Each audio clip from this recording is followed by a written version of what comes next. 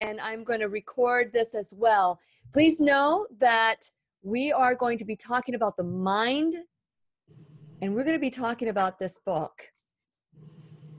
The book is called Think and Grow Rich, but it's going to be a lot more than that. If you haven't seen the book or read the book or know about the book, boy, you are in for the treat, because this book was written by Napoleon Hill, and we have Dr. J.B. Hill, who is Napoleon Hill's grandson. What a treat. And a really influential, successful, and we're going to learn so much about this man. So fasten your seatbelts, because we're going to learn and grow together. And here we go. Remember, get ready to dance, everybody. The Lillian McDermott Show. We love, we fear, bridges we burn, we make mistakes, then we live and learn. When life gets tough, and it seems like your best ain't good enough. If you're in need of hope, you know where I'll be right here, right here. And when you need a friend, you can count on me. I'll be right here, waiting for you.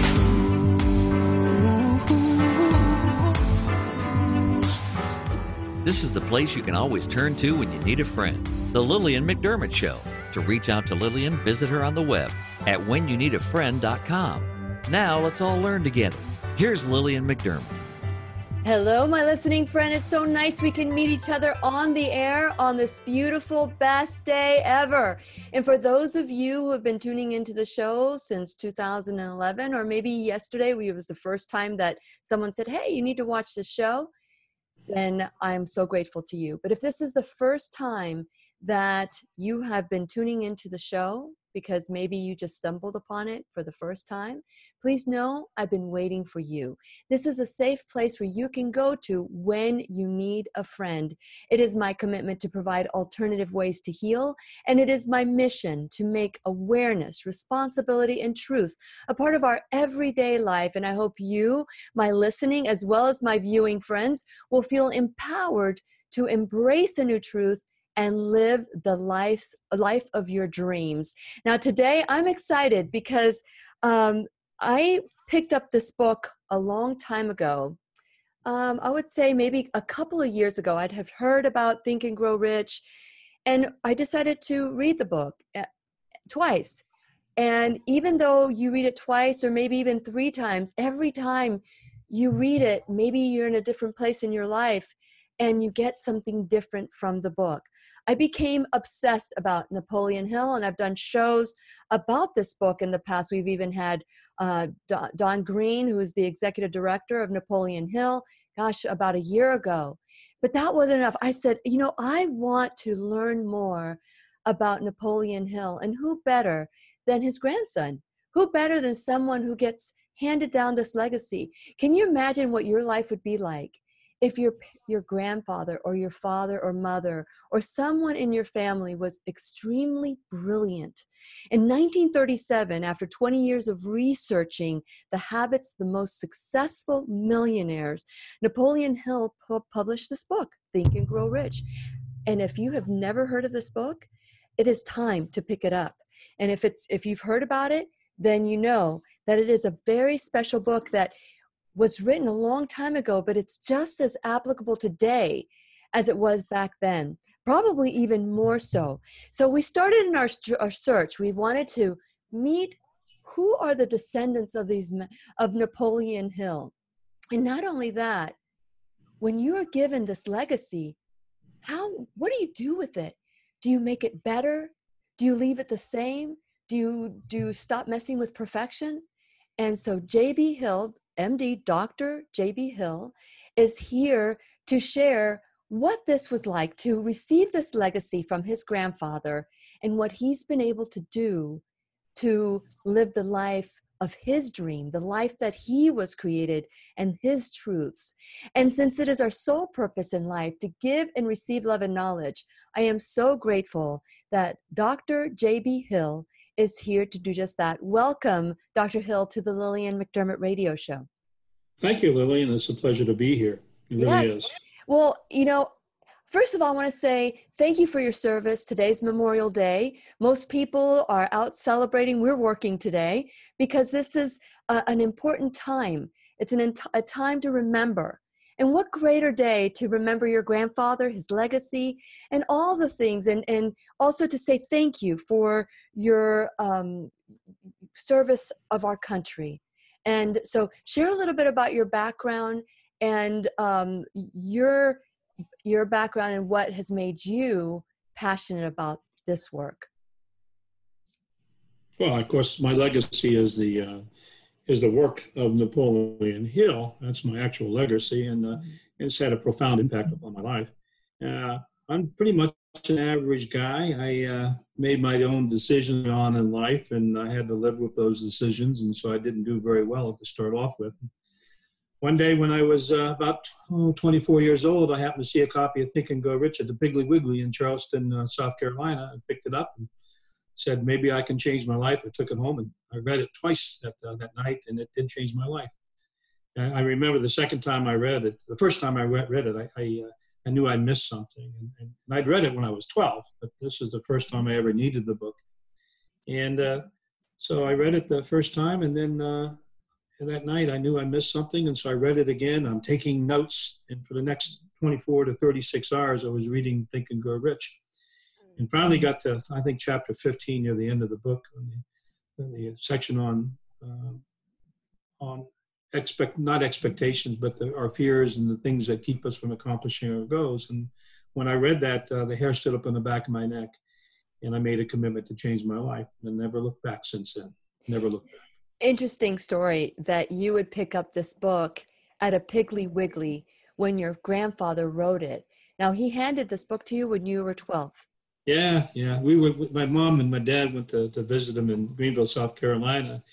It's the only time I ever saw a picture of him ever, or in person, without a coat and tie on. He came out when we were leaving, and he carried 2 copies of Think and Go Rich, and we had a little Volkswagen Beetle.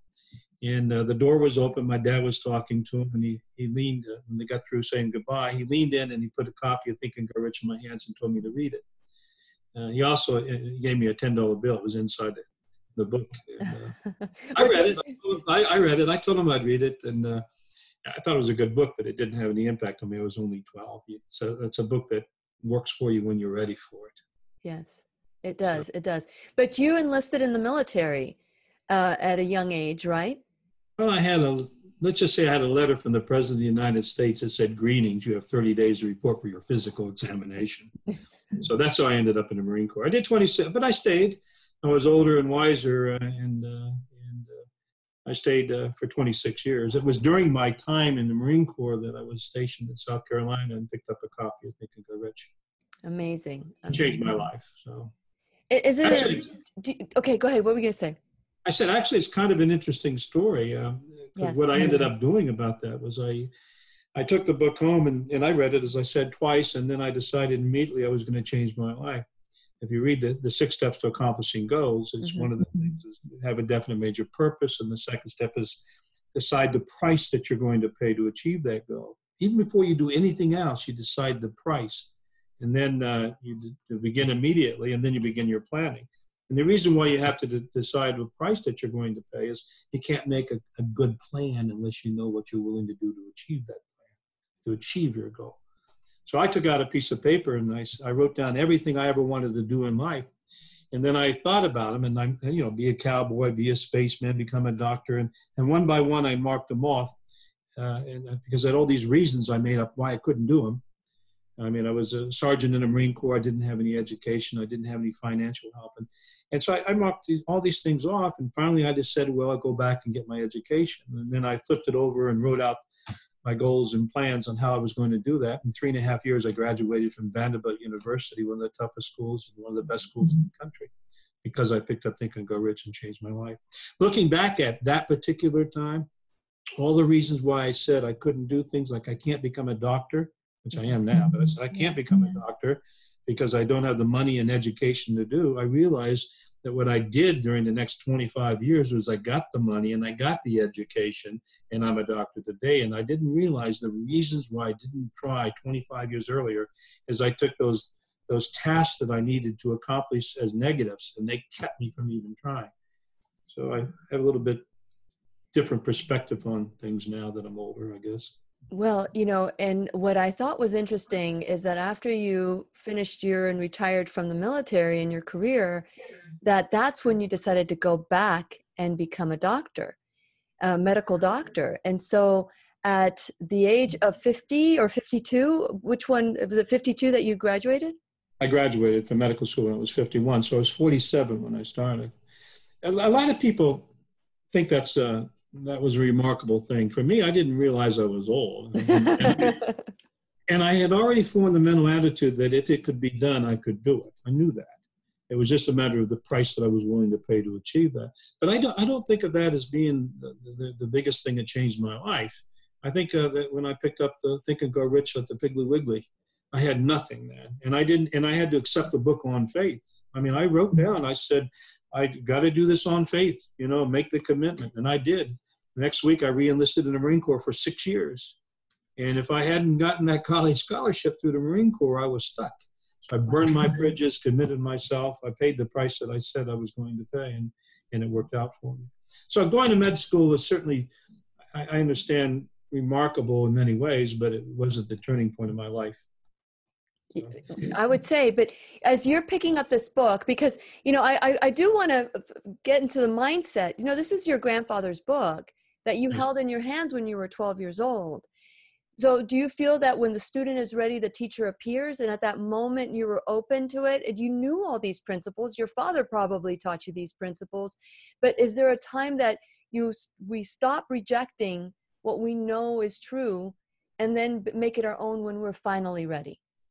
I was ready when I understood that my life, my future, my happiness was up to me, nobody else. And once I understood that, then Think and Grow Rich, I was ready for Think and Grow Rich.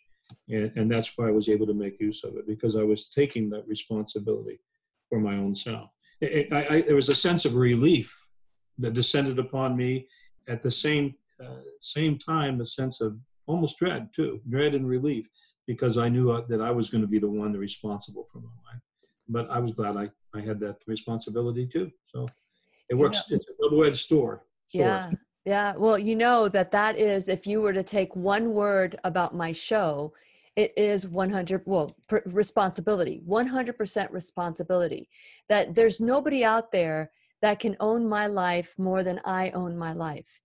And so when you took that commitment, when we make that commitment that we are the only ones that can make a difference in our own life, our life will change. And so instead of looking at responsibility as fault, blame, shame, duty, and we start looking at it as empowerment and freedom, that's when we can start making a difference. So let's talk about these principles. You've now are a master of this work. Napoleon Hill has a legacy of leadership role people that they're helping form out in this universe. So let's talk about some of the things that we can do to not just think and grow rich, but to think and how important our thoughts are along with our action. So let's take us through that process, whether it's the 13 principles for success or the 17 principles that are in the book for our life. So the steps that we can take. So where would you like to start, Dr. Hill? Well, of the principles, Napoleon Hill thought a definite major purpose was the most important principle of success. Now, that's always controversial. I mean, many other people think it might be a different principle, like W. Clement Stone, who became a Napoleon Hill associate. He thought it was a positive mental attitude. He says if you didn't have a positive mental attitude, then your ability to accomplish the definite major purpose was faulty.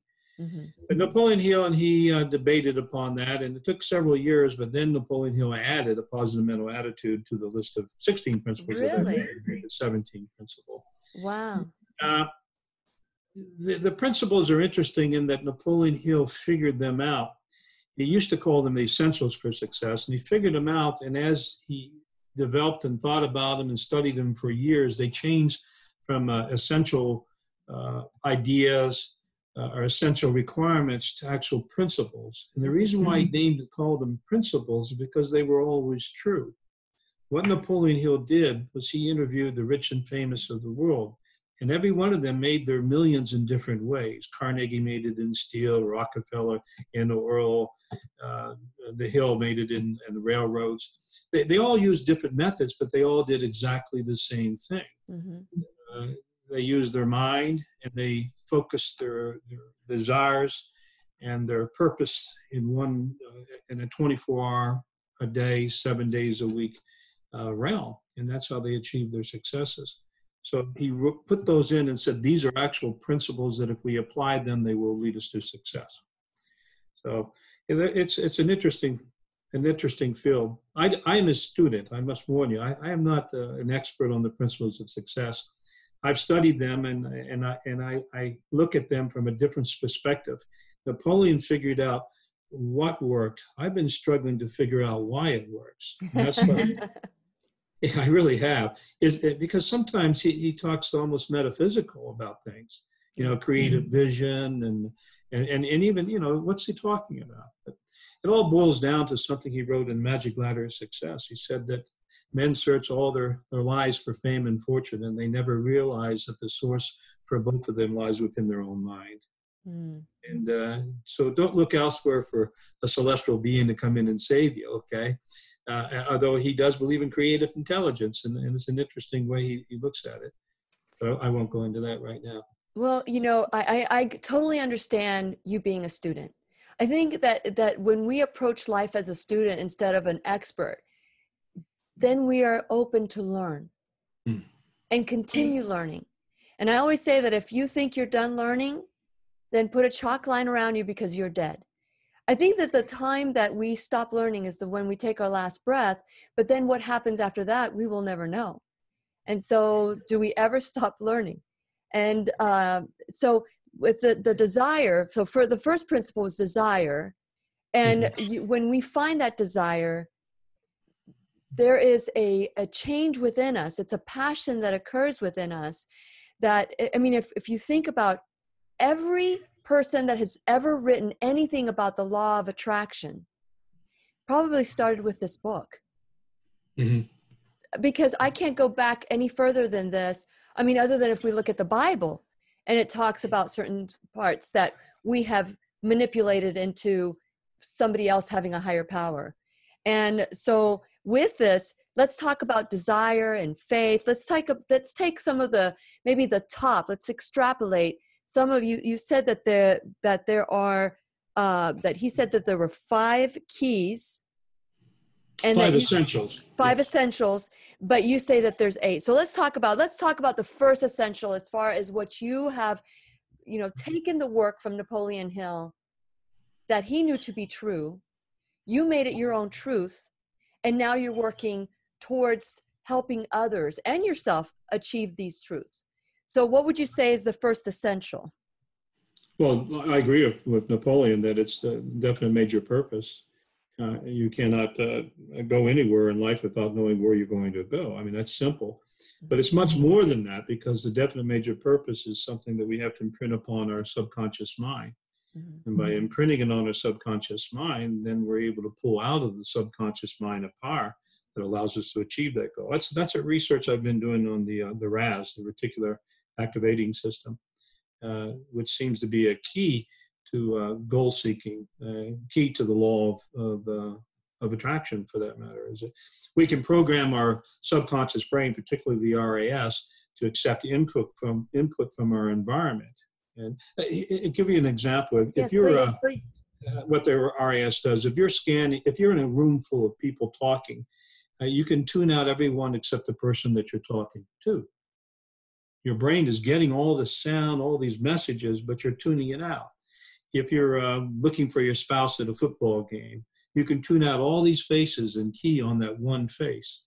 So the reticular activating system allows you to get rid of the clutter and help you find the things that you're looking for. Well, if what you're looking for is a goal, if you're trying to achieve success, you can also program it to be on the alert for the things that will help you achieve that success. And if it's negative or it's positive, in a sense, you're attracting them because you're now finding them.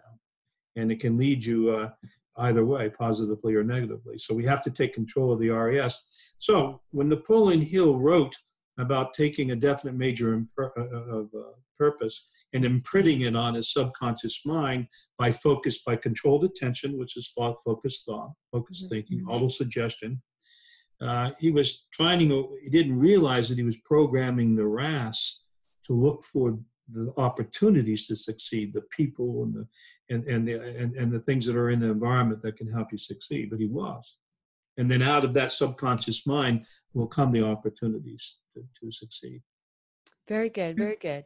So when we look at the reticular activation system, we're constantly looking to make ourselves right or to make ourselves achieve what we are focused on.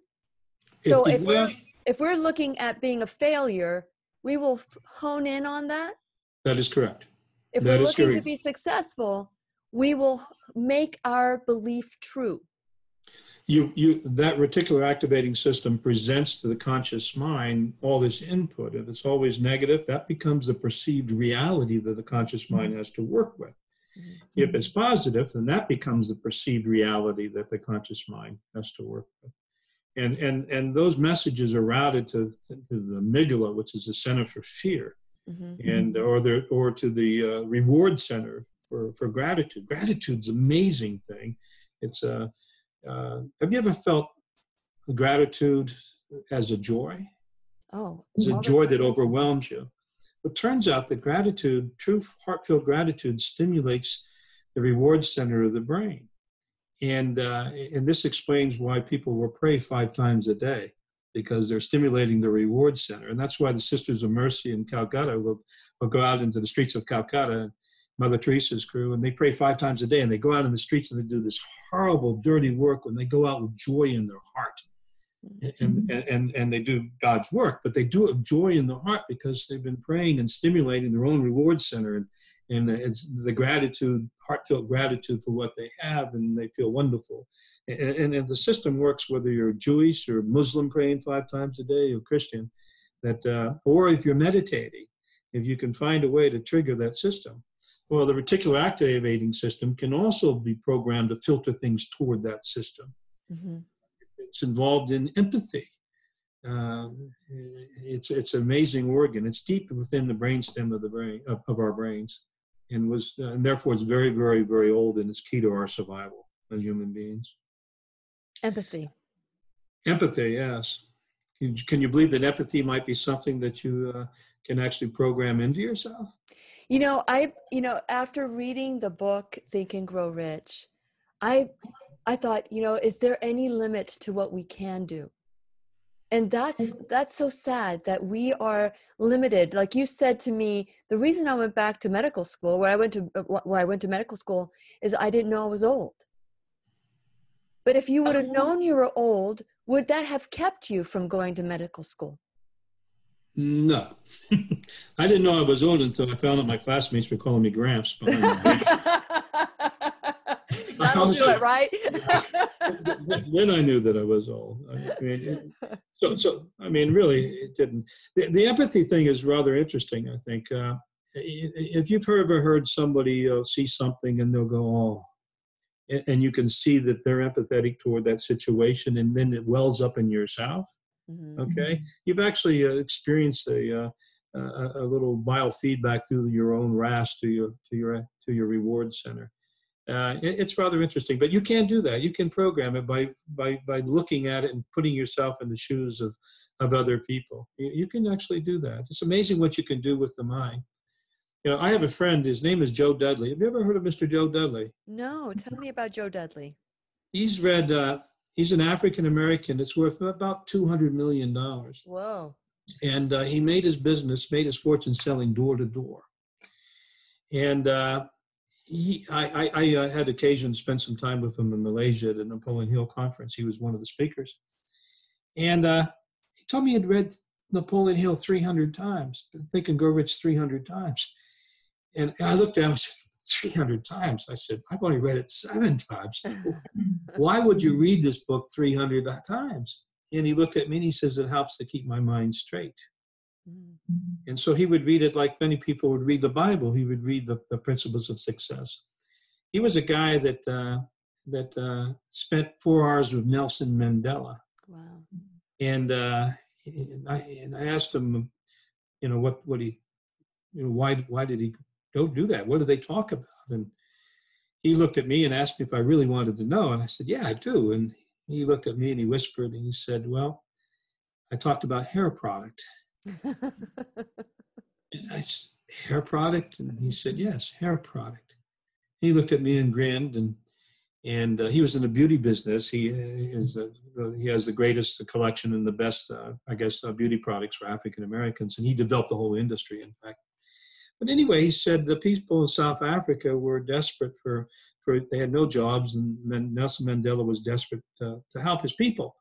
And he said, I decided to help Nelson Mandela. So I went to Africa and I got a meeting with Nelson Mandela, and I told him I wanted to start an industry that would give jobs to thousands of people. Wow. and help generations of people. And Nelson Mandela agreed. What he did was he built a beauty academy because there was no hair industry for African Americans in South Africa after apartheid. And he said he operated it for 10 years at his own expense and then gave it to the people of South Africa. And because Joe Dudley wanted to give back, tens of thousands of people's lives have been affected. And this is a guy I read Think and Go Rich. When he told me this, I was looking at his eyes, his hazel eyes, and I realized there was more Napoleon Hill in him looking at me than in me looking back at him. Yeah. So, but that's a case where applied gratitude, applied empathy, and he still works to this day. He's 81 years old, and he's developing leaders for the African American community to help businessmen develop. He says we need to develop sustainable wealth within the African American community, not handouts, but where we can help each other and help our families sustain it. So, wow. Really interesting man. Wow, thank you for sharing about Joe Dudley. I'd love to have him on my show, actually, to learn from him. You know, when you talk about gratitude and empathy and all these things, unless you are really focused on this is what's happening, like some people do this naturally, and they just don't know why they're doing it. But it's so nice to be able to say, okay, I can choose to do this and learn how to do this. But the common fiber is gratitude. It's like the antidote to depression, anxiety, feeling like you're alone. Gratitude is just so important. What was that again?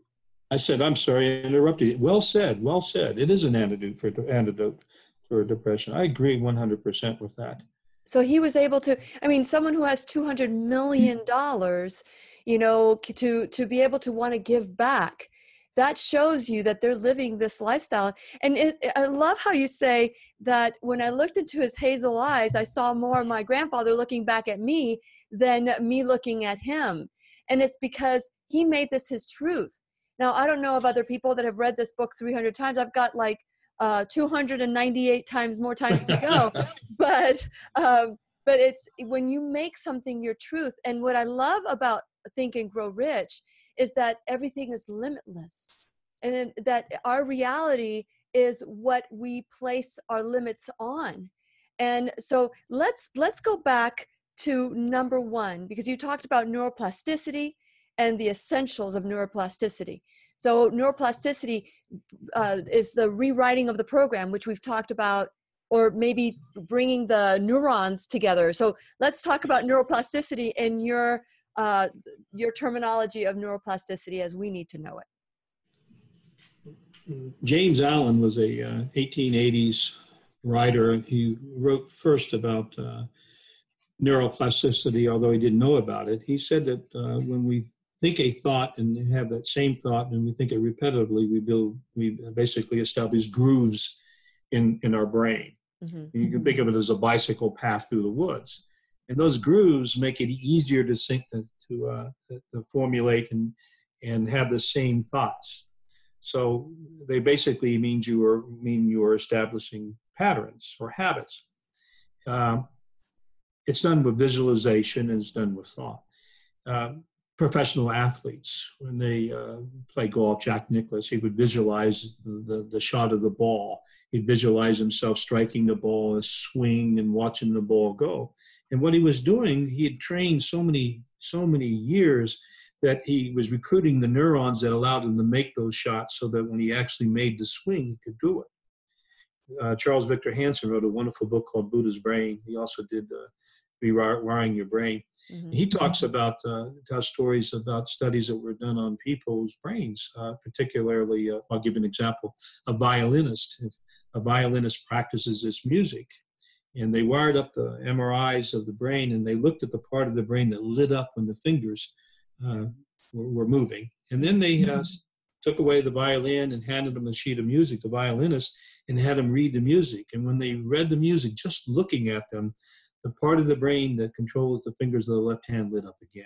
Mm-hmm. And that suggests that the brain itself, okay, has got these little grooves in the road that help you accomplish goals. That help, because obviously, if you don't have those grooves, you can't play a piano or a violin at that level. So neuroplasticity is a way of bundling the neurons that allow you to accomplish goals. You bundle them together. You accomplish that. You create them by repetitive thinking, by focusing your definite major purpose on your brain, emotionalizing it. It works best if you see yourself with the results of your goal. A lot of people think, I want to be rich. And I think that's the nature of Think and Grow Rich, and it isn't at all. But Napoleon Hill uses that as an example.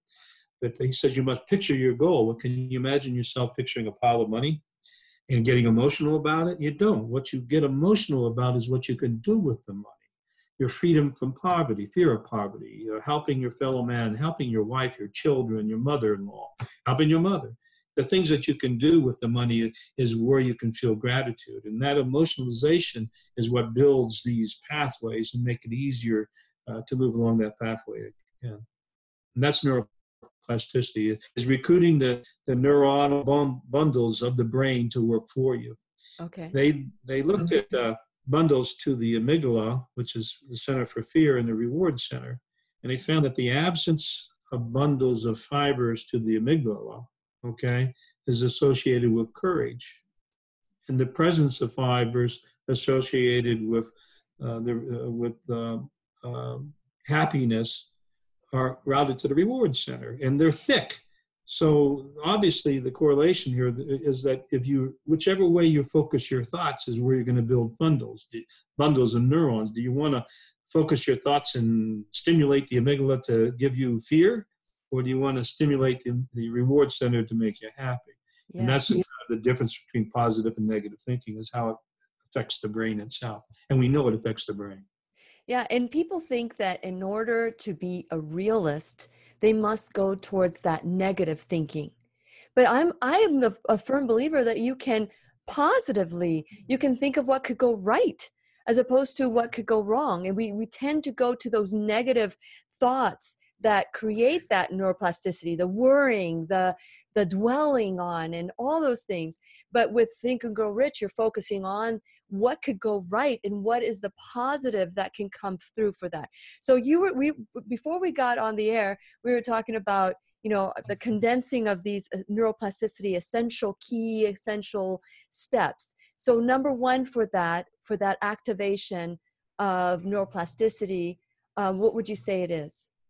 Well, you have to imprint it upon your subconscious mind, and you do that with emotion and repetitive thinking. And once it's programmed into your subconscious mind, the mind will start working for you, and that's how you access things like creative vision, for example, mm-hmm. or enthusiasm. So some of the other principles will result from how you get them into your brain, from putting these principles into your brain. If you have a positive mental attitude and it's not applied to anything, it doesn't do anything for you. Correct. If you have a definite major purpose, but you don't act upon it, it doesn't do anything for you. So all the principles are interrelated to each other, and applying them together in certain ways is how you achieve other principles and how you achieve your goals. Napoleon was worried about the 17 principles, people would complain, I can't do all these things. And why is budgeting time and money a principle of success? Well, from the obvious, you have to have assets, all right? Yeah. But where does that come from, and how do you apply that? Well, you apply that by having accurate thinking, applying a definite major purpose to acquire those assets, and then using controlled attention to focus your ability on accomplishing these tasks. And once you have sound health or have financial resources, then other opportunities will come your way. There's a price you pay for everything in life, including just getting your definite major purpose. Very good. Yeah, absolutely. So you must be clear with emotion. So it's not just thinking about it, it's having the emotion behind it. So if I'm looking at a pile of money, there's no emotion to that unless I figure out how am I going to make that money, right? Is that what I'm hearing you say? Absolutely. Napoleon Hill, in 1919, he wrote an article that was published in Hill's Golden Rule magazine, and he called it was an article about the magic key of success. And I'll paraphrase him, but basically he outlined some steps. And the first step was to pick a goal, and the second step was, after you pick that goal, was to write a contract with yourself, spend 10 minutes at night and 10 minutes in the morning to concentrate on accomplishing that goal, or what you would do to accomplish that goal. And the third step was to sign the contract. And the fourth step was to put it with the contract where you could read it twice a day and act upon it. And then he went on to talk about, well, what about this concentration and visualization? Are you planning to go or not? And basically, he didn't really talk about that. He talked about, look at the things that you can do. You must, without any doubt at all in your mind, picture yourself already in receipt of that, achieving that goal. Picture if it's money that you want, okay, if you want to be wealthy, then think about what you can do with the wealth. Think about the happiness of your wife and your baby's mother. Think about having no fear of poverty. Think about driving a new car that you can afford and living in a whole cozy little home. Mm-hmm. He said, put all that together, and if you do that all together, then you are going to turn this definite major purpose of yours into a desire that can become burning desire. Burning desire is a combination of thought and mind discipline. That's what a burning desire, it results from that. You have to have both of them to accomplish it. That's true. I have it every morning and every night. I have my burning desire just pops up on my phone, and I go through it, and I've been learning a little bit more about the positioning. I don't know if you know anything about this, and maybe you want to, because I do want to talk about my sponsors, because it's my goal to make sure that my show reaches everybody, because it's a spirit, mind, body. It's not just money. It's not just relationship. It's not just, there are a lot of people that are very successful out there about making money, but they're miserable. How do you become happy as well as successful? Can you have it all? And so I want to take a little break here to talk about how important it is for me, which is part of my burning desire, to reach everybody worldwide at whenyounneedafriend.com. And I've been saying worldwide at whenyounneedafriend.com since 2011, when I was just streaming locally.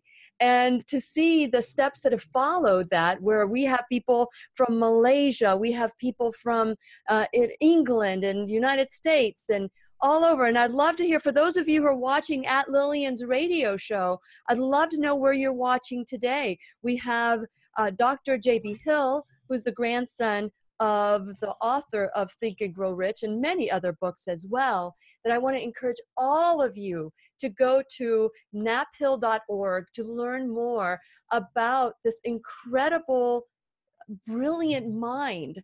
And when you look at this book, it started in 1937, but prior to that, 20 years prior to that, he was collecting information. And so this is the truth that we're born with, that somewhere along the way, someone squashes, and we believe the lies that we're not enough. And what Think and Grow Rich does is that it gives you the power back, which, if we take one word from my show, it's responsibility. And the responsibility that I'm talking about leads to empowerment and freedom, not shame, blame, fault, or duty. So I want to encourage you to join this movement of responsibility, of ownership of your life. And I want to encourage you to go to whenyouneedafriend.com, become a subscriber. And not only that, click onto all the social medias, follow us, like us, and share this video. Share this video with your friends. Also, invite them onto the site. And when you do become a subscriber, and you become a subscriber for my YouTube channel, the show will be sent to you so you can watch it over and over and over again, maybe 300 times. Maybe we'll do the same thing as Joe Dudley. We'll do it where we can convince ourselves that we are enough, because we are. We are. So please go to whenyouneedafriend.com, subscribe to all the social media, the different ways that we communicate with one another. But here's the thing. Without my sponsors like Liberty Health Share and Keep Me Safe Organics, 100% organic beauty products, non-synthetic, that you get % off, 10% off when you enter Lily code. First Alternative Care, where you get 24-hour care, telemedicine. You can also have Dr. Grable in Jacksonville if you want functional and integrative, or the pharmacy here in Brevard County in Merritt Island. So there's so many different ways. These are the people who have taken a stand, that courage that Dr. Hill talks about, that courage to say, I'm taking a stand because we are going to stand for what you believe in, because they believe it too. Okay, let's continue on, because this is important. For the first essential for neuroplasticity, you said, is the emotion. Let's go to the second step, and I'll make some adjustments over here as well. So go ahead, Dr. Hill. Well, you have to have a positive mental attitude to get your definite major purpose imprinted on your subconscious. So those are the two basic ingredients, all right, to get it imprinted. One is the emotion, and secondly, a positive mental attitude. If you don't have the positive mental attitude, you imprint it on the wrong place. You print your fears on your amygdala, and you actually, it doesn't work for you at all. It actually works against you. But isn't that true what happens to us when we worry? We're imprinting that worry, and all our fears will come true. And people don't understand that. There is no good in worry, although we are so good at it. But if we were to just change it to what we want, as opposed to what we fear, wouldn't that change our world altogether? There's a different perspectives of it. As a Napoleon Hill student, many times I've seen the value in negative thinking. And people go, oh my gosh, that's hearsay. How can you say that? Napoleon Hill's grandson. And I think because they're not looking at it the way I am, that if you have negatives, you have to face the negatives, and you can illuminate the negatives, identify them, and then solve them. Yeah. You don't want to be surprised by them. So there's a role for not negative thinking, but for identifying the tasks that you have to accomplish. Mm-hmm. And that's what I learned a long, long time ago when I look back at when I wanted to change my life. Yeah, I want to visit that again for a second. Yes. I said what I wanted to do so long ago was, and I made a big list, and I started marking them out, and I became a doctor. So obviously I was wrong about that. But also during that same time frame, I had on my list a boyhood dream of becoming a spaceman. And I said, I can't accomplish that. I'm already 24 years old, and I don't have any college, and, I'm just never going to be able to do that. So I set aside a childhood dream. And instead, I went off to Vanderbilt. I graduated 12th in my class from Vanderbilt in engineering, and I'm off to the basic officer school. And I had just qualified for flight school. And so I met the physical requirements, and the Marine Corps at that time had an opportunity to put 2 candidates into the space shuttle program to become crew members, not pilots, but crew members. And the Marines were looking for people with technical degrees that were physically qualified for the flight program. And we get a lot of engineers and football players and good leaders in the Marine Corps, but we don't get a lot of engineering types, and because they're just not attracted to the Marine Corps. And so the Marine Corps actually asked me to apply to the space shuttle program. And so from the time I picked up, I said it was 3.5. It was actually a year into Vanderbilt. I finished in Vanderbilt in 3.5 years. It was 4.5 years from the time I picked up Think and Grow Rich and gave up a childhood dream of being a crewman, a spaceman, to a time where I had a shot at it. About 10 years ago, I was with Don Green at a Napoleon Hill seminar, and the instructor asked us to pick a goal that we never accomplished in our life. And they said, we want you to write it down. We're not going to ask you what it is, so be honest with yourself and write down a little goal. So I put down a piece of paper and I wrote down become a spaceman on it and grinned to myself. And then they caught me off guard because the instructor said, now I want you to think of every reason why you can't accomplish that goal. So I sat there and I'm thinking, I'm 60 years old, how am I going to become a spaceman at my age? Mm-hmm. And then my thinking went, well, okay, if I want to become a spaceman, then the only way I can do that is pay the Russians. They'll send me up for $25 million. Okay, I need $25 million. How do I get $25 million? And I got to do it soon because I'm 60 years old. And so my thinking had gone from the negatives of my youth to, okay, that's a problem. How do I accomplish that task? And so that again, back when I said earlier, illuminating the negatives means identifying the task that you need to accomplish it. Anyway, I didn't write down a single thing during the whole 5 minutes they gave me for a negative. And I looked over at Don Green and he hadn't written anything. And I said, I can't think of any negatives. And he said, I can't either. And that's a change in our perspective and the way we think. From the time we're young and the world is, we have all the opportunities of the world, and yet we come up with all the reasons in the world why we can't do what we want to do. Yeah. And we're older, we don't have those opportunities, but we can't find a reason why we can't do it. It's an interesting change. I don't know if it's wisdom or what it is, but we certainly do look at things differently in our 70s and 60s than we do when we're in our 20s. Sure. Wow. That's a great story. Thank you so much for sharing that, because there's so many times that we limit ourselves. And that is what we think is reality is just limitation. And when you are writing it down and you're looking at how you can accomplish it, what are the limiting beliefs of what all of a sudden you find yourself focus on that limiting belief, and that limiting belief has become like what you talked about, the reticular activation system. We start looking for all those limitations as well. So if you're writing things down and you focus on the positive and why we can do this, then all of a sudden you're going to make that right as well. And we know this, but yet we still gravitate towards the negative. And do you have any tips to, go ahead, what were we going to say? Well, yeah, I'm sorry. The RAS, it selects the information that your conscious brain is going to get, and it selects it based upon what your beliefs are and what your goals are and your desires are.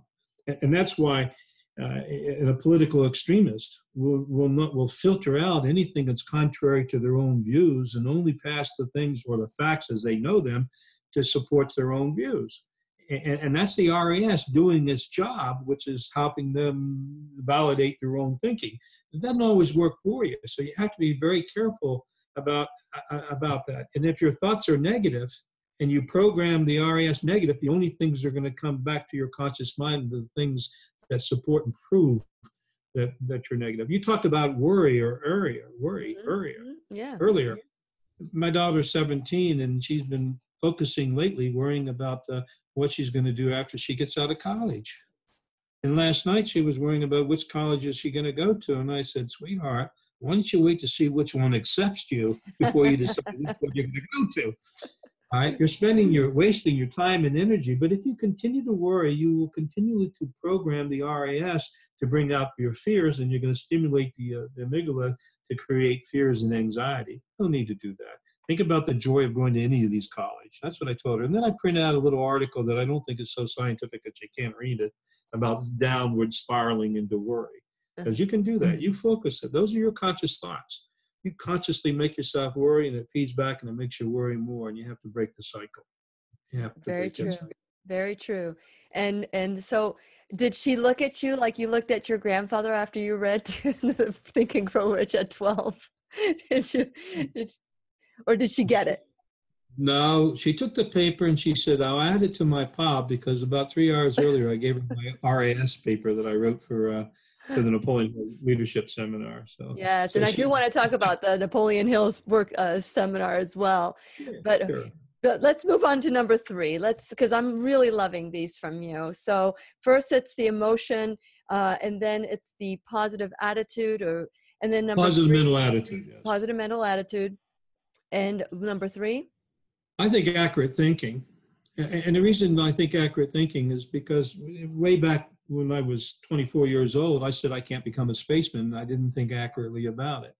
I said I couldn't become a doctor. And obviously my thinking wasn't accurate about that too. Mm-hmm. So accurate thinking is essential to accomplish anything in success. And you have to do that with your conscious mind.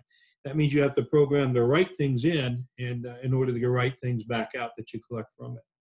Now, Napoleon Hill talks about accurate thinking a little bit different. He talks about getting sources of information and verifying the sources and things like that. And all that you have to do. My little take on it is a little bit different, okay, is the way you put what you put into your conscious mind. What's the old saying? Be careful what you ask for, you might get it. Yes. And if your thought thinking is inaccurate and you program your brain, then you might very well attract exactly what you're afraid of. You may get it. That's true. So accurate thinking, I think, is essential. He talked about, Napoleon Hill often talked about this overcoming adversity and defeat. He actually called it learning from adversity and defeat, and I kind of made a change to it. I think of it as learning, not just learning, but overcoming it. I've done a little research, and it turns out that how we overcome adversity, how the mind does it, it does it in 2 different places of the brain, and it depends on the nature of the adversity. For example, if you go to college and you party and you drink and you flunk out, and then 20 years later you want to go back to college, you know why you failed the first time. And you make a commitment, I'm not going to party, I'm going to do my work, and treat it like a job, and you're going to go back to college, and if you do go back, you will graduate, you will succeed. On the other hand, so that's an adversity over which you have control. Then there are the adversities over which we don't have control, like a divorce, like a loved one who doesn't love you back, like an economic collapse, like racial prejudice, like physical infirmity. Those are things you cannot control. And how the brain handles them is in a completely different part of the brain. It turns out it's handled in the area of the brain where we have rage and anger. And so we respond to those kinds of adversity with anger and with rage. And the problem with that is you don't think accurately. It's irrationally coming out of the subconscious mind. And you have to learn how to deal with that. And there's a wonderful story. Do you remember Gone with the Wind? Yes. Okay, do you remember Scarlett O'Hara?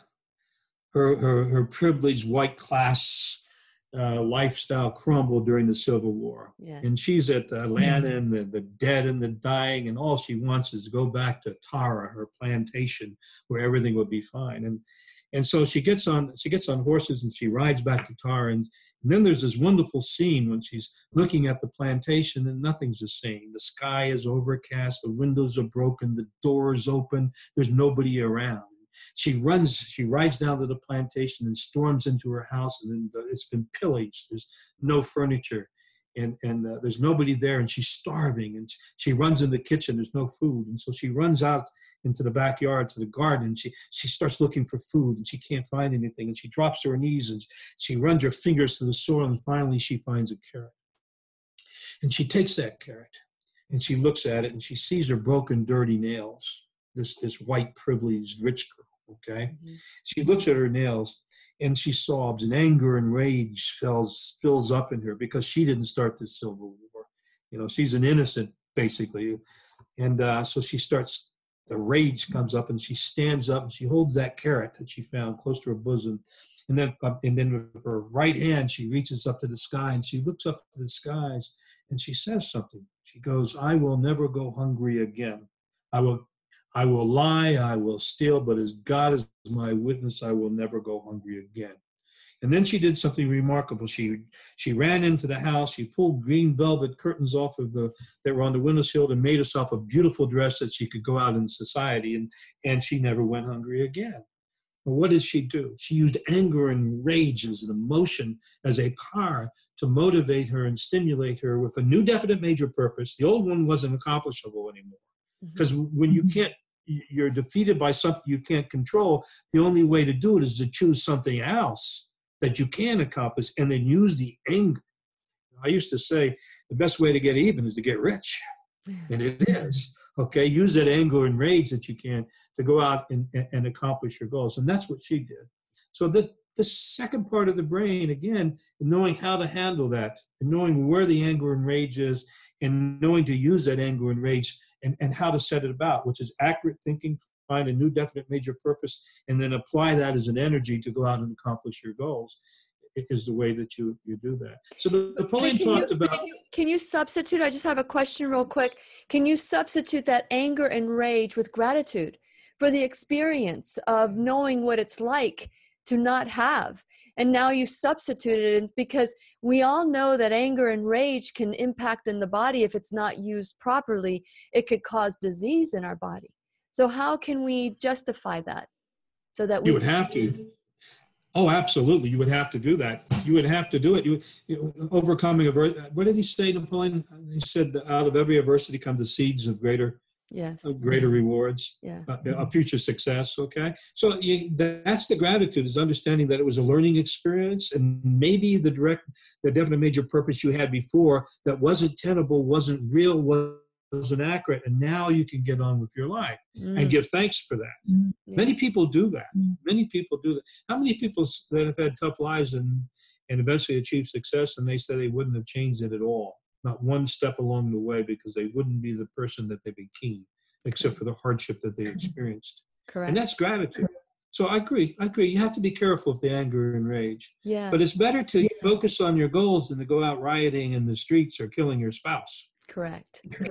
It's true. It's true.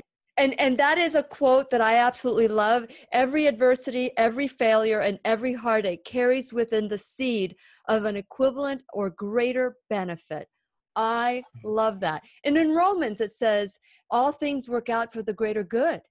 And so I'm part of the greater good. So even if I'm going through something horrible, I know that it will bless me. And it may be at the moment, I may not be focusing on the blessing, but I know that promise, and I know that truth, and that makes the difficult times seem more palatable.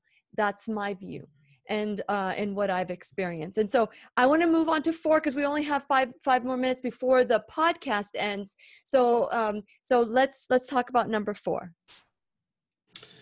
Applied faith, I think, is essential. And applied faith differs from faith because it's an application of that faith. It's not just faith that, the Lord is going to intervene in belief my in case. yourself. Okay, you can do it, and that you're enough. And you take action because of that belief. All right. So applied faith, I think, is essential. If you don't have applied faith, then it's very difficult to get started. And you have to have and that's why even Napoleon Hill in 1919 would say you had to let no fear, no doubt creep into your mind at all. If you do that, then you can't accomplish your goal. It won't work for you. So I think applied faith is essential. It's one of the essential 5. Napoleon Hill thought mastermind was one of the essential 5 as well. And that was something that was very difficult for me to get my mind on it, because he was talking about the collective mind of man at that point. And of course, he defined it as 2 or more people that are in perfect harmony as far as the definite major purpose.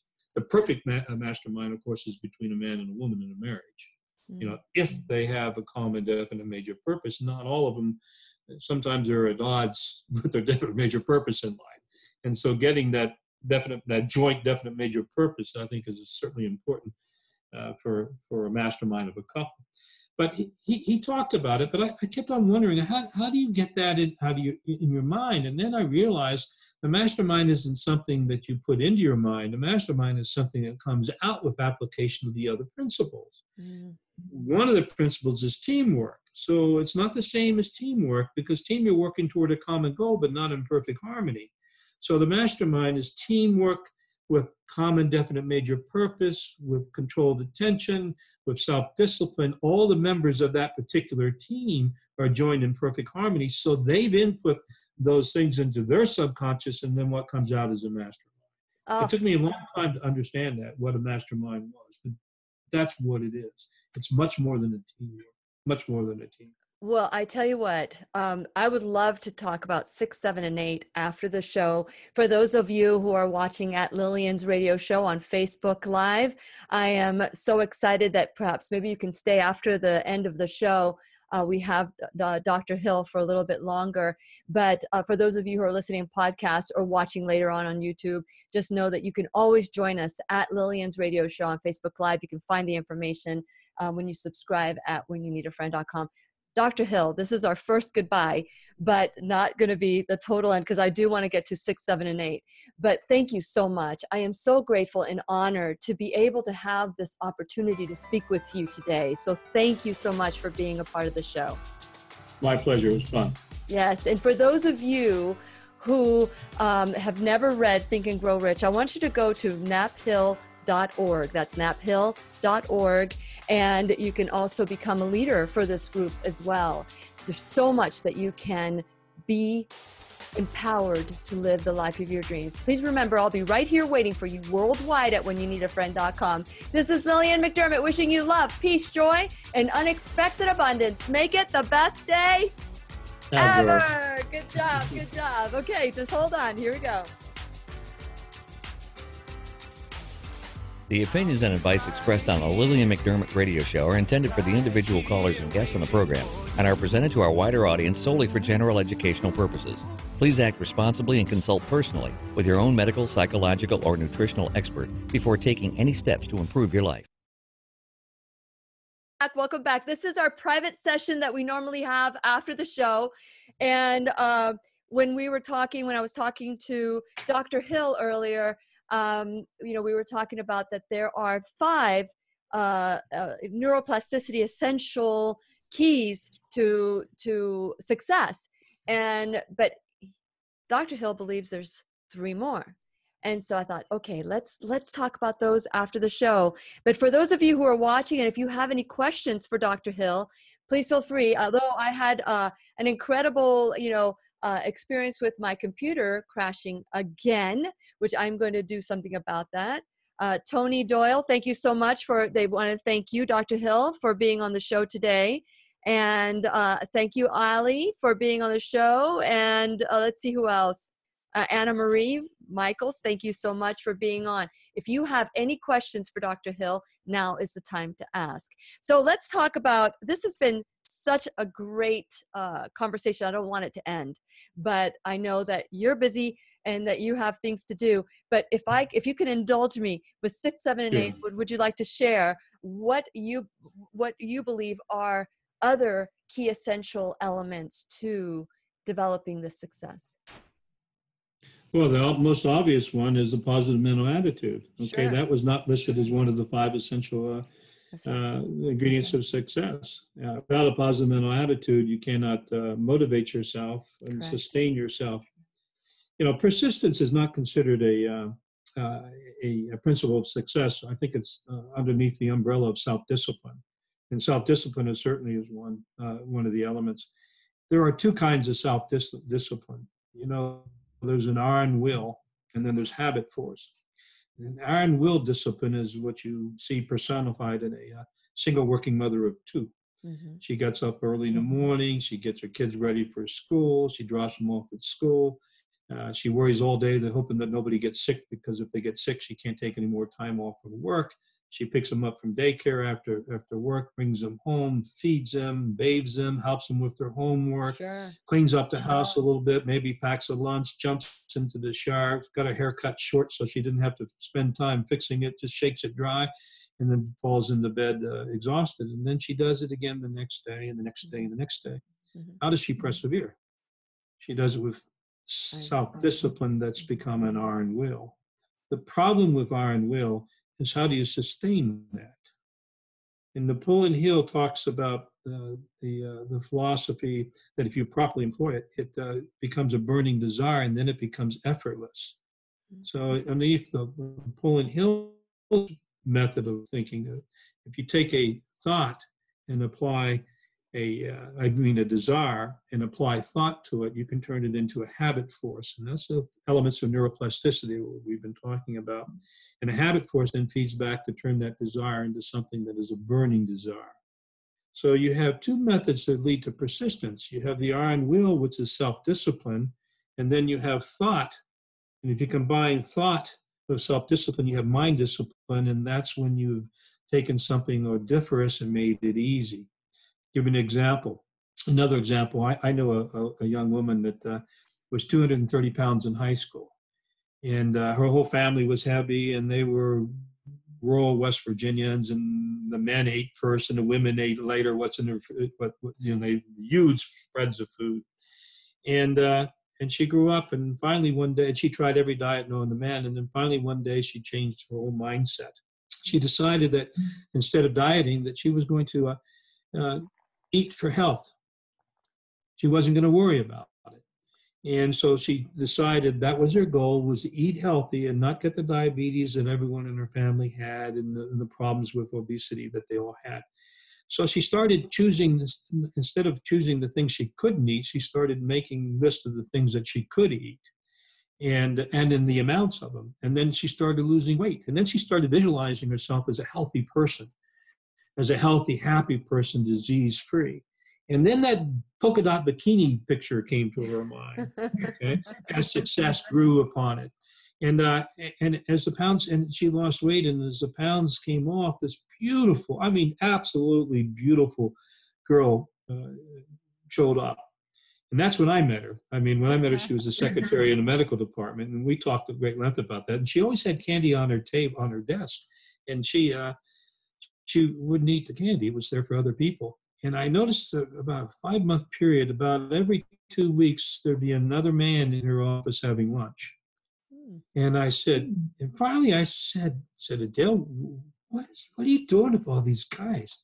And she said, oh, they all want to date me. And I said, well, I said, but why do you do that here? I mean, why lunch? And she said, well, you'd be amazed by what you can learn about a man by what he brings for his own lunch. Okay? And that's his whole attitude. And so what did she do that was different from, if most dieters fail because you have to maintain that discipline by iron will. She didn't use iron will. She used something different from the single working mother or mom. What she used was her thought and rational thinking and choosing something she could accomplish and put it together into a plan. And then the more weight she lost, the more her desire fed back, and her desire became a burning desire. And that's when her self-discipline and it all came together into one fell talent that she developed. That's what we have to do. That's how you make something odoriferous manageable, by using the mind in such a way to turn it around so it works for you. And she did that. She made her mind work for her. She's one of my heroes. Oh, I love that story. Thank you so much for sharing that. That's wonderful. And okay, so is there anything else you want to say about, because I'm very persistent. I will send you, what I would do is I have my thinking that I just presented a year ago in the eight essentials. We get off here, I'll send you a copy of it. It's just a 2-page thing, and you can see what goes into the mind and what comes out of the mind. Okay. And it'll become, it's so obvious. I just wonder why nobody thought about it. We simply separate the 17 principles between those things that you can do something about with your mind, and let the others and see where the others come out. The others are principles. I mean, persistence doesn't come out until you apply self-discipline, right? Correct. All right. And you have to have a definite major purpose. So persistence isn't really a principle, but it's an application of things that you put into your subconscious mind. I love it. And I'll send you that. You can take a look I want it. Okay, number 7. Let's go to number 7 and then number 8. Oh gosh, I don't have the forms in front of me. I can't remember. So we have the emotion. That we have the repetition and getting that thought, whatever we want, and repeating it with emotion. We have positive attitude, positive mental attitude. Number 2. Number 3, we have accurate thinking. Number 4 is applied faith. And this is not necessarily a religious belief, more than a self-belief, a belief in yourself that you are enough to do this. Then, with application, with action upon it. correct, with action. And then number 5 is being a part of a mastermind. These are people that are like-minded, which is what I'm creating with the show, with a radio show / classroom, which is what that is grown into. It started off as a radio show. Now it's more of a classroom. And then you have persistent self-discipline, iron will versus, that passion or the difference between the two. And then number 7, did that trigger a thought? If not, we can. I'll send you the 8. Okay. Okay. We'll do it. So, okay. So we're learning about all these things, Dr. Hill. And first it's a thought, and we've talked about this before on the show. Then that thought becomes a feeling, which we see it in Napoleon Hill's work throughout, that you can't just have a thought without having that passion, that feeling, and then through that, creating an action plan. So the tips to creating that action plan for you were to pick up the book and then to make a determination that this is something that you wanted to do. No, the first step I did was that I decided to change my life. You changed your life. It was up to me. I knew that. I knew that if I was going to do anything in life, it was succeed in life or change my life, it was going to be up to me. Yeah. Once I made that determination, then I pick up Think and Grow Rich, and I actually modeled everything on the 6 steps to achieving goals. He puts in chapter 3, I think it is. I think it's on one on desire. And he says, well, definite major purpose. And then he says, the second step, I think, is decide the price that you're going to pay for it. Yeah. The third, you give yourself a time to accomplish that goal. Fourth, then you do the planning and so forth. I applied the steps, and then I did the other things. That the other, the write my goals down, okay, and take them out several times a day. You said something interesting earlier. You said you set alerts. I did that for a while. I didn't have a cell phone on that, but I used to set alerts so that at 3:30 in the afternoon I would call my wife and tell her I love her. No. Okay. No. And little alerts like that, no matter what I was busy, my little cell phone would go off, beep, beep, beep, beep, beep, beep, and I know it's time to do it, remind me. And I did that for a long time, and it actually changed our relationship. I stopped it when I realized I was picking up a lot of milk on the way home.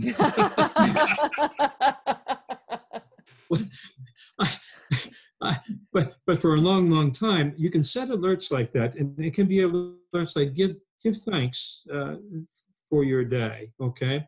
And maybe an alert, have you found somebody to say something nice to today?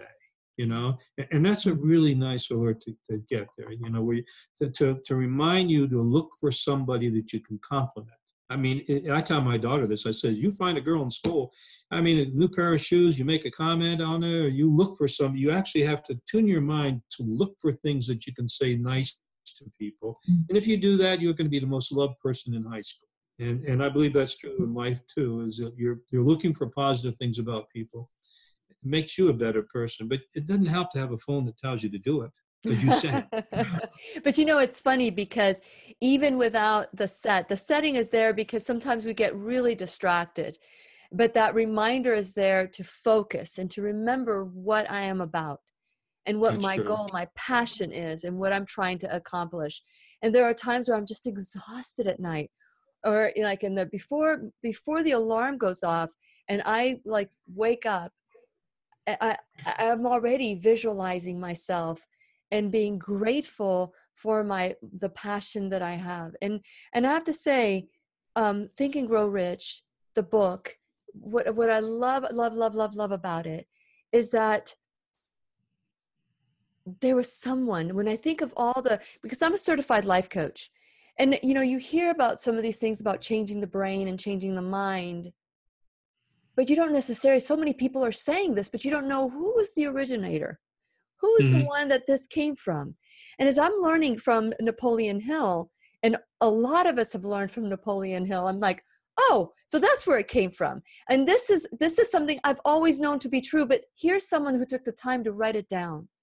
And I just absolutely love, and I want to encourage all of you that if you haven't read the book or pick it up in audio, do whatever it takes to listen to the principles. I sent these to my children. I sent the audio to my children because I wanted them to also learn about this, whether they were ready for it or not. Once you get to that place where the student is ready, boy, does the teacher appear. And I want to thank your grandfather for starting this legacy. And you've taken this, and in a way, each one of us does this, is where we perfect it to our truth. Like, you've taken the truth of your grandfather, and it wasn't that you did it because he said so, but you did it because it became your truth. And you worked on it and you perfected it for you. And each one of us can take ownership for our own truth. And the passion that was reignited from reviewing this book and twice is unlimited. It will, it's the ripple effect is unlimited. And so I want to thank you, Dr. Hill, for creating that ripple also and reigniting my passion today. And I hope that we can make this a regular visit on the show, that you're welcome to come back at any time. Really quickly, before we go out, I want you to talk about the Napoleon Hill organization, and if anybody wants to become a leader in this school that you guys are teaching, this philosophy that began many, many years ago. Would you like to share a little bit about it? Sure. The foundation has a leadership certification course, which is allows people to study Napoleon Hill philosophy, and they get certified as instructors in the of his philosophy. That certification gives them support and legal support to use the trademarks of the Napoleon Hill Foundation and the name Napoleon Hill to teach the course anywhere in the United States. We actually franchise this around the world now. We have, I think, 17 countries where it's being taught now. Wow. We sell about 100 million copies of the book have been sold, and we're selling about 1 million copies a year. It's been translated into Arabic. It's being printed in Saudi Arabia. Wow. It's also being printed in India. Wow. So there's a universal truth that the world, the people of the world are looking for. As freedom has come to the masses, they are looking for somebody that can tell them how to make use of that freedom. And that's why they're turning to Napoleon Hill. He was the first one to put all the philosophy of success together way ahead into of his one time. book.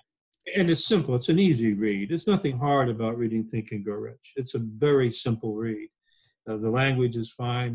But it just strikes a resonance with the soul. Wow, yes. But the legacy that he left me is the same one he left you. He put the book in my hands, right? It's on the bookshelves, and he didn't guide me with it. He knew it was pointless. I had to be ready. What I had, just like you gave the book to your kids, they knew the name. Mm-hmm. And since I knew the name, when I saw the book, I said, what the heck? Get the Piggly Wiggly. So that's the legacy. It's the same thing he gave everyone. I'm fortunate that I was able to use it. It wasn't just taking my grandfather's advice, although that's what I did do. It was much more than that. It's integrating what he taught. He did a good job. He did a good job with this book. Yeah. I tell you.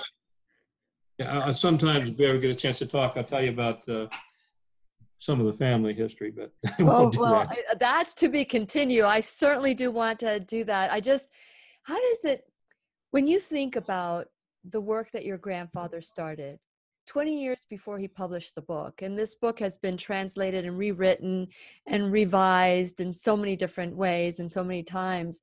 When you think that this was your grandfather, how do you feel? How does it make you feel knowing that this is a part of your family legacy and that you've continued with taking the baton? Well, I'm defensive about it. I'm very defensive about it, as you might. There's a lot of, in this industry, there's a lot of egos, and there's a lot of people that will say things that aren't necessarily true, okay? And Napoleon Hill was attacked for a long, long time about many different things. A lot of people say that he didn't know Roosevelt. He didn't say his famous speech, "We have nothing to fear but fear itself," which he claimed he did. But, I have a copy of a letter that from a White House staffer that was dated 23 days after FDR's first inauguration, when he said those favorite words. And he said that the president wants to meet with you next week at such and such a meeting. He's already started to use the information that you provided him. Okay? Now, I can't prove that he met with Franklin Delano Roosevelt, okay, or that he wrote those words, but I can prove that he was in contact with the White House. I can't prove that he worked as a New Dealsman, but I can show that he dedicated Think and Grow Rich on the front cover. He had an endorsement from Ropier, who was the Secretary of Commerce, who was in charge of the New Deal, who wrote an endorsement for the book. So I can't prove that he met the Wright brothers, okay, but I can prove that he took 2 newspapers out to a field in Washington, D.C. so that they could interview him. And likewise, I thought about this, and I said, I can't prove that I once briefed the Soviet General Staff, and yet I did. But there's no proof that I did do that. I mean, it was something I did on active duty 30 years ago. Now, I can prove that they came to Hawaii, to Kaneohe, Hawaii, okay? But aside from me actually briefing the Soviet General Staff, heroes of the Soviet Union, how do I prove that? And so I empathize with Napoleon Hill. He didn't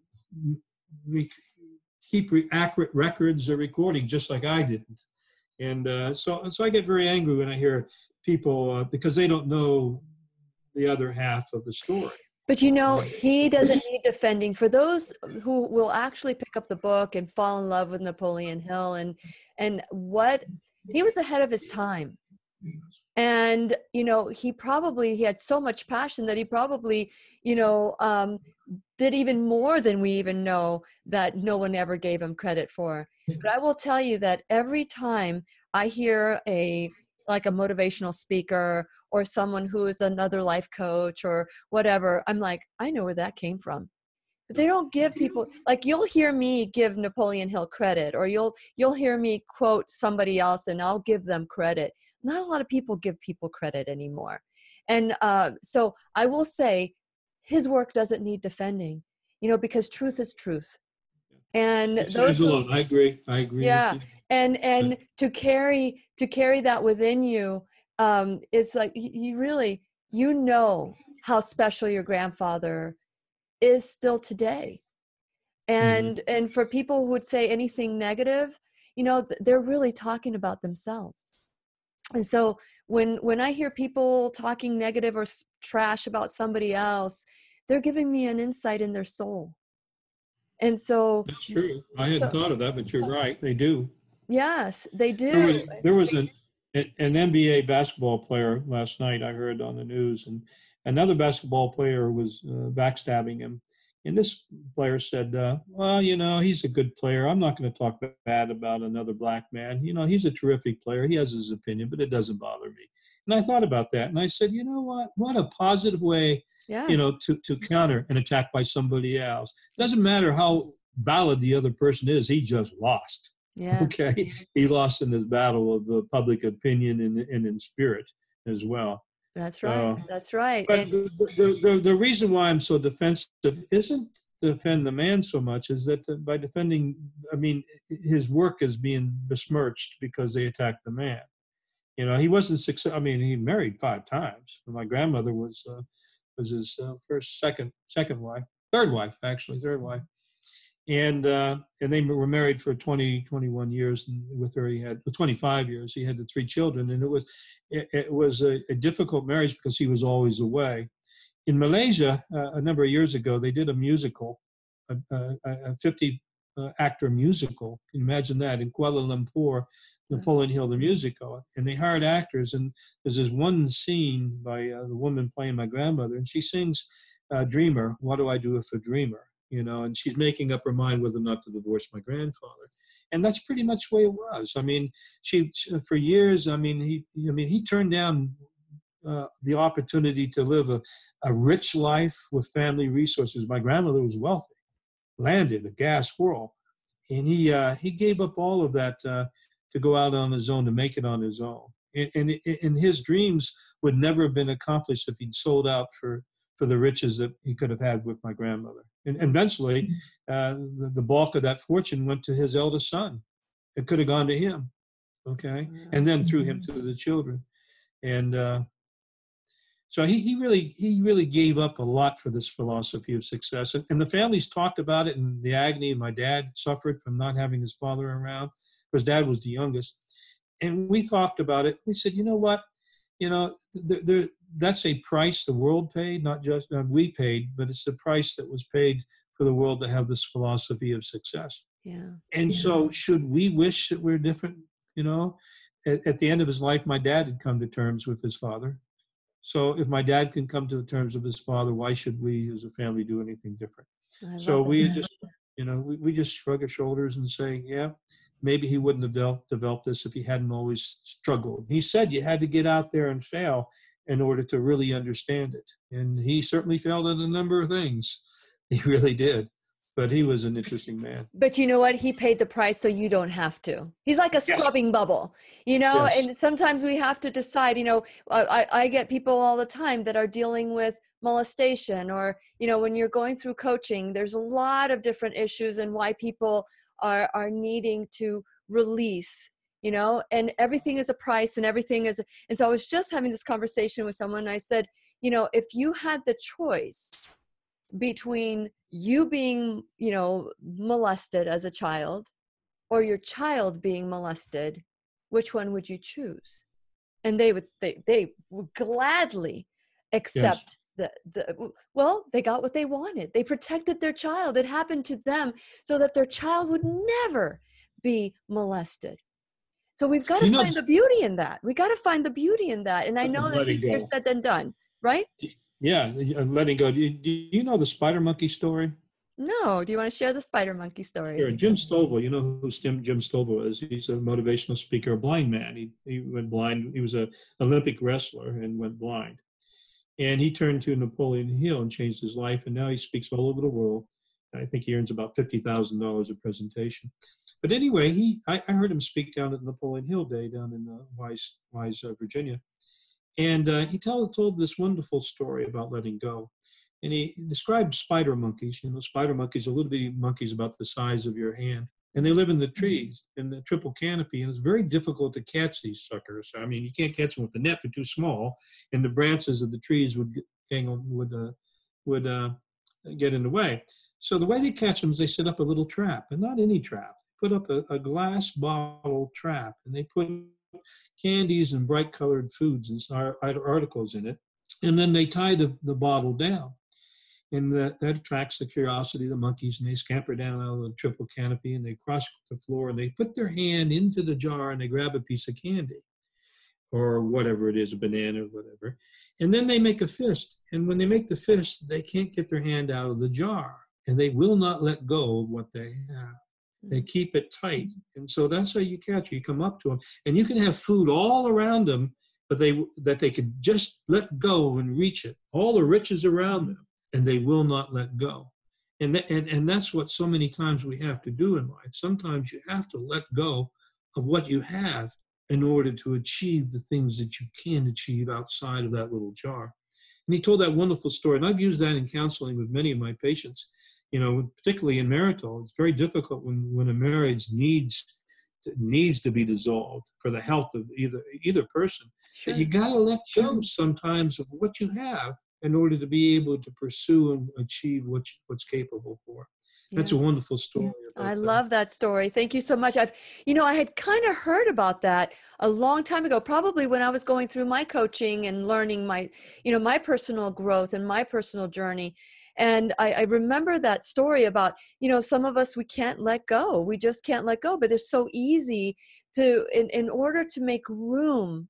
I tell the story about the woman who got upset at a luncheon, a breakfast. They were at a breakfast and they were sitting around the table and she was becoming angrier and angrier because all the other 7 women at the table had coffee except her. She did not have any coffee. And she got angrier and angrier and angrier, was telling herself a story that this was personal. So she finally asked her server to call the head waiter over. And she just ripped into him that his server was ignoring her because she was the only one at the table who did not have her cup of coffee. And said, ma'am, all you have to do is turn your cup over. And isn't that true? That we'll be, just turn the cup over and we'll be glad to fill this cup for you. It is so true that we are unwilling to do whatever it takes. It's like, I quote this great philosopher, Meatloaf. I don't know if you remember the song, I would do anything Oh, for. yes, yes. Yeah, love. Everybody knows that everybody knows that line. But it might be, health, like the woman that you talked about that released, 200 and some pounds or weighed 250 pounds, and she released a lot of it. We do it with marriages. We do it with, upgrading our jobs or whatever. Fill in the blank. I would do anything for blank. But then here's the line that kind of just like gets me every time, but I won't do that. And so we focus on the show, and I focus on my coaching is, okay, what are you willing to do? We already know what you're not willing to do, but let's talk about what we are willing to do. And in the book, Think and Go Rich, it's all about taking responsibility. And and for those of you, I want to show you, we're not giving it away this time. We did give it away when Dawn was on the show, but this time you need to buy it yourself. You need to go to Napoleon Hill, naphill.org and get your own book, or Amazon, wherever they're selling it, or your local, get the book in the library if you're believing you can't afford it. But there's just, what are we willing to do? And as I am becoming so much more in love with Napoleon Hill and his philosophy, and he took the time to research it. He did so much. And I would say anybody who's not grateful or has anything negative to say about Napoleon Hill, even if he had his past, which everybody has a past and a present and a future, and maybe it wasn't as, don't worry about the action of the individual, but what the message is so pure today as it was so many years ago, 82 years ago. Anyone who says anything negative about his work is not grateful for it, has no idea of what taking 100% ownership for your life is all about. He paid the price, and he had the courage to do it. And so for, whatever his life was, whether he was married 5 times or married to, whatever it was, I'm just grateful that he had the courage to write all this down, that he had the passion to create this, and that look at the ripple effect and how he continues to affect us all through this masterpiece called Think and Grow Rich. So I want to thank you, Dr. Hill, for being on the show and loving your grandfather with flaws and imperfection, because that's what makes us human. And forgiveness and acceptance is what makes love divine. So thank you so much for wanting to defend your grandfather and defend his work. But I'm telling you right now, there's no need to defend. I'm not saying that you're defending, but the work that he created stands alone. And whatever happened in between or after or whatever is still just, we'll never know the ripple effect. So thank you so much for being a keeper of this work and passing it down to your generation as well, the next generation. So, and I hope that I'll be able to continue to spread the word and the good news about the work that your grandfather started. So thank you so much. Thank you again. Thank you. Thank you. And for those of you who are watching this show still on Facebook Live, thank you for hanging on with us. This is the private conversation after the conversation. And if you have anything to say, would like to, I'm sure that the Napoleon Hill Foundation will check out the comments as well. And Dr. Hill as well will check out the questions. So ask away. But thank you. And I hope that you get a copy of this book if you haven't done so already. It will change your life. Change your thoughts, change your feelings, change your actions. Thank you so much. And I'm looking forward to our next conversation, Dr. Hill. Bye-bye. Okay, see ya. Okay.